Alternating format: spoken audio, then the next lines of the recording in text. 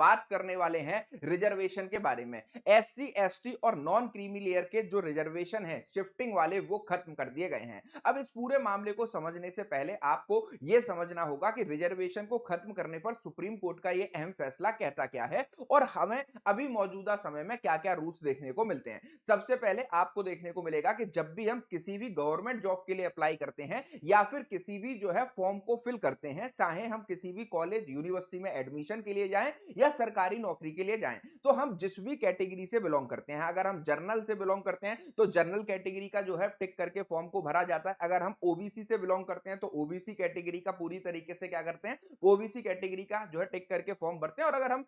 Schedule tribes और schedule caste से belong करते हैं तो उस कैटेगरी को टिक करके हम फॉर्म को भरते हैं। और आपको देखने को मिलेगा कि जनरल कैटेगरीज के जो लोग हैं उनको हर एग्जामिनेशन में आपकी एज लिमिट कम देखने को मिलती है। वहीं पर हमारे जो रिजर्व कैटेगरी के लोग हैं जो कि आपके एससी एसटी ओबीसी से आते हैं, उनकी एज लिमिट हर एक एग्जाम को भरने में ज्यादा देखने को मिलती है। वहीं पर अभी हम मौजूदा समय में बात करें तो एक जनरल कैंडिडेट मान लेते हैं 30 साल तक किसी भी फॉर्म को भर सकता है, तो ओबीसी नॉन क्रीमी लेयर के कैंडिडेट्स को उस पर 3 साल का एक्स्ट्रा बेनिफिट मिलेगा, वो 33 साल तक इस फॉर्म को भर पाएंगे। वहीं पर एससी एसटी के जो लोग हैं उनको 5 साल का सेंट्रल गवर्नमेंट एज रिलैक्सेशन देती है। अब होता क्या है कि यहां पर जब भी अब तक जो हमारे यहां पर प्रैक्टिसेस फॉलो की जाती थी कि आप किसी भी कैटेगरी से फॉर्म भर रहे हैं, ठीक है, मान लेते हैं आप किसी भी कैटेगरी से फॉर्म भर रहे हैं और उसी कैटेगरी में आपको देखने को मिल रहा है कि जो आपने फॉर्म को पूरी तरीके से कंप्लीट किया है, ठीक है, आपने फॉर्म को मान लीजिए आपने कोई भी एक फॉर्म भरा। अब इस फॉर्म में आपको देखने को मिलेगा कि जनरल की 20 सीटें हैं, ठीक है, आपके ओबीसी की 30 सीटें हैं, ठीक है, फिर इसके साथ साथ एसटी की मान लेते हैं 10 हैं और एससी की जो है 10 हैं। अब ये पूरा सिनेरियो है क्या, ये टोटल आपको देखने को मिलेगा कि आपकी जो है 70 वैकेंसीज हैं जिनका इस तरीके से आपको बाइफिकेशन देखने को मिल रहा है। अब यहां पर होगा क्या कि जो जनरल कैटेगरी के कैंडिडेट हैं वो पूरी तरीके से सपोज करिए कि इसमें जो है 30 साल तक फॉर्म को भर सकते हैं, ओबीसी वाले 33 तक फॉर्म को भर सकते हैं, एससी वाले आपके 35 तक फॉर्म को भर सकते हैं और एसटी वाले भी 35 तक फॉर्म को भर सकते हैं। अब इन चारों कैंडिडेट्स ने क्या किया, अपने फॉर्म को पूरी तरीके से फिल कर दिया। अब यहां पर होता गया था कि जैसे मान लीजिए जब भी इस पूरे एग्जाम का फाइनल रिजल्ट आता था तो फाइनल रिजल्ट में यह देख लिया जाता था कि जो आपके कैंडिडेट्स हैं वो कैंडिडेट्स किसी भी कैटेगरी के हों, अगर वो ओवरऑल कट ऑफ को, ठीक है, ओवरऑल कट ऑफ को क्लियर कर रहे हैं तो उनको सिलेक्शन मिल जाता था। अब इसमें होता क्या था मैं आपको बता देता हूं। जैसे जनरल कैटेगरी की कट ऑफ को किसी भी एग्जाम में मान लीजिए 98 रखा गया, ठीक है, तो 98 से ऊपर वाले जितने भी जनरल कैंडिडेट्स थे उनको इस पे जो है सिलेक्शन मिल गया। उसके बाद ओबीसी का कोई भी व्यक्ति है जो कि आपके 100 मार्क्स इसमें स्कोर कर रहा है तो यहां पर उसको ओबीसी कैटेगरी की सीट तो जो है क्या कहते हैं मिलनी ही चाहिए, लेकिन वो जो जब जनरल की कट ऑफ को क्वालिफाई कर देता था तो उसको इस जनरल कैटेगरी में जो है पूरी तरीके से सीट को क्लेम करने का अधिकार होता था। अब यही मामला जो है आपके एसएससी कांस्टेबल की भर्ती में सामने निकल कर आता है, जहां पर एक ओबीसी कैंडिडेट जो कि पूरी तरीके से फॉर्म को भरता है और फॉर्म को भरने के बाद में वो जब फाइनल रिजल्ट आता है तो उन्हें देखने को मिलता है कि उनका जो है जनरल कैटेगरी, वो ओबीसी कैटेगरी से उन्होंने फॉर्म भरा तो ओबीसी कैटेगरी में उनके जो मार्क्स आ रहे थे उस पे उन्हें जो है क्या कहते हैं सिलेक्शन नहीं मिला। और इसी वजह से उन्होंने देखा कि जनरल कैटेगरी का जो लास्ट स्टूडेंट है, सपोज करिए उसके 98 मार्क्स हैं और मैं ओबीसी कैटेगरी में हूं, मेरे यहां पर 100 मार्क्स आ रहे हैं, तो टेक्निकली मुझे इस जनरल कैटेगरी की सीट्स पर क्या दे देना चाहिए, मुझे इस जनरल कैटेगरी सीट्स पर जो है ये पोस्ट मिल जानी चाहिए, ठीक है। ऐसा हमें जो है अमूमन तौर पर देखने को मिलता था, जहां पर रिजर्व कैटेगरी के लोग अगर जनरल कैटेगरी की सीट को पूरी तरीके से जो है कट ऑफ को पार कर देते थे तो वो जनरल की सीट्स पर आ जाते थे और इसी वजह से इनकी जो कट ऑफ है वो और ज्यादा डाउन हो जाती थी, जिस पर रिजर्व कैंडिडेट को भर्ती कर लिया जाता था। अब इस मैटर में पूरे में हुआ क्या कि एक व्यक्ति जो कि आपका पूरी तरीके से एसएससी कांस्टेबल के एग्जाम में अपीयर हुए ओबीसी के रिजर्वेशन को जो है लेके, अब ओबीसी रिजर्वेशन को लेकर जब वो अपीयर होते हैं तो आपको देखने को मिलेगा कि पूरी तरीके से उनका जो है जनरल कट ऑफ जो last last selected candidate general का होता है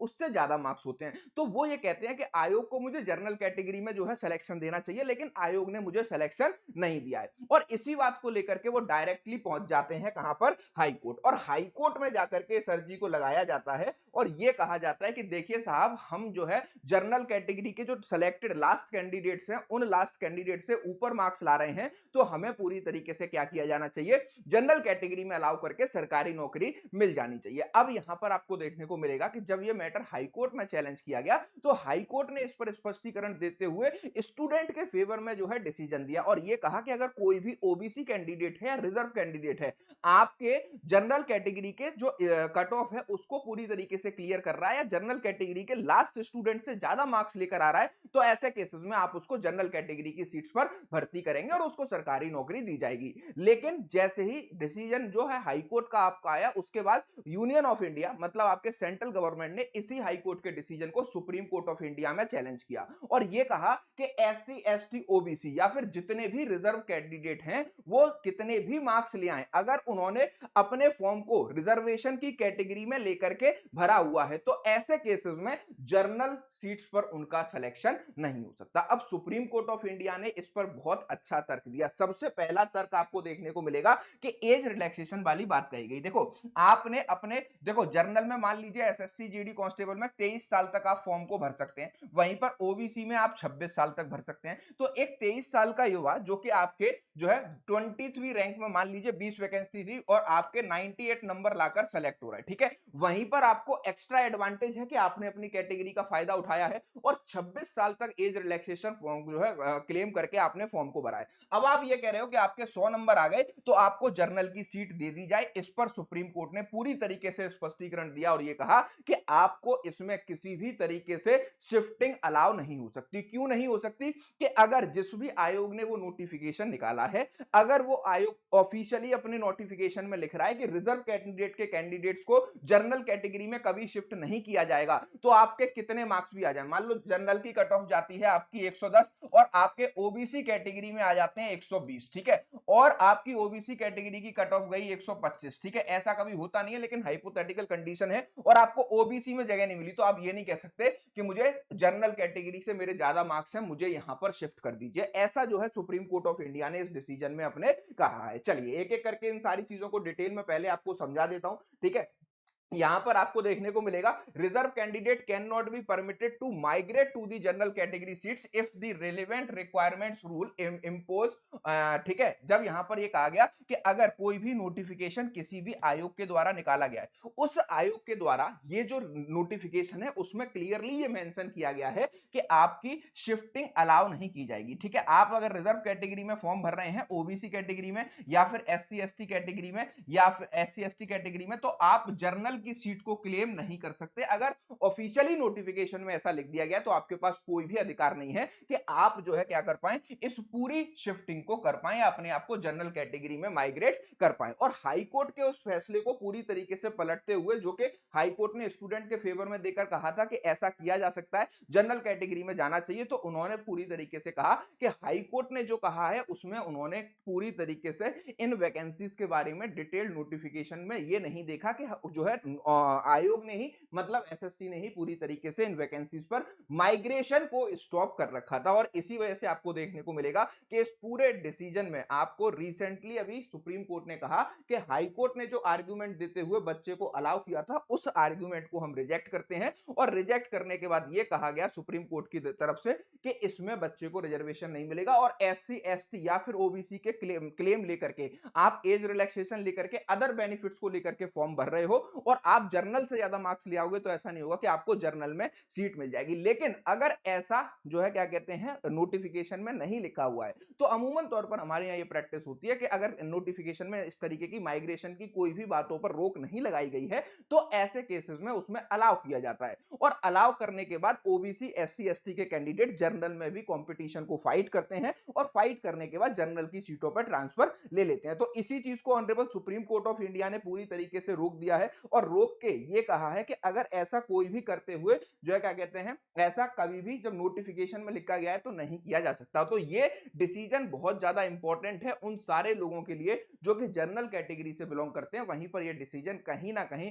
उस जो है रिजर्व कैटेगरी के कैंडिडेट को भी पीछे ले जाता है, जो कि जनरल के कंपटीशन को फाइट करके आपके जो है बराबर मार्क्स लेकर आ रहा है। अगर हम केस के नाम की बात करें तो आपको देखने को मिलेगा union of India and others versus जो है आपके सजीव रॉय, ये जो है केस का नाम है पूरी तरीके से, जिस पर honourable supreme court of India ने अपना फैसला सुनाया है। अब मैं यहां पर आपसे ये पूछना चाहता हूं कि honourable supreme court of India के इस जो है फैसले से आप कितना सहमत हैं या फिर आप इसके जो है अगेंस्ट में। जो भी आपका मानना है कि जो आपके एससी एसटी ओबीसी कैंडिडेट्स को जनरल कैटेगरी की कट ऑफ पार करने के बाद भी माइग्रेट करने को मना किया गया है, वो कितना सही है या फिर गलत, इस पर जो भी आपकी राय है आप वीडियो के कमेंट्स में अपनी राय पूरी तरीके से बताइएगा।